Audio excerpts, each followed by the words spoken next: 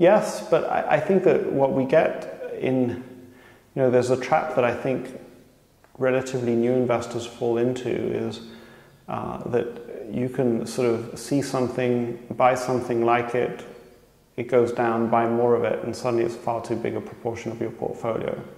And I think that sort of the experience that I've had in observing other investors, you make a decision, you buy it, you spend the time to buy it, and then be done with it. And make it a certain proportion of your portfolio, but a constantly declining stock can be a death spiral if you're constantly making decisions whether you want to add to the position or not. So define your sort of full position size, whether it's 10% of your portfolio, 5% or 7%. Buy in the full position over a certain period and then be done with it. And then 2 or 3 years later, you make a decision as to whether you're continuing to own it or you're selling it.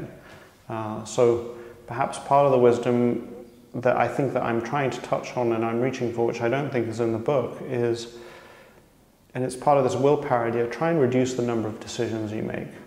So I actually think that it's quite possible that my returns would not be much worse and might even be better if I was only allowed to trade on 1 day a year. So, every January 1st or first week in January, make all my trades and then not do anything for another year and just let those decisions build up. So reducing that decision making, adding and subtracting from positions, buying something as it's going down, making decisions as to make it a 5% or a 10% position. I think it's good to have all of those things clear up front. In fact, the strange thing that we're talking about here, John, is that the market gives us so much freedom of action between buying and selling, position sizing, and I think that a lot of what this is saying is that actually we don't actually want to use most of those freedoms of action, and it's a strange thing because you'd say, well, why wouldn't you want to?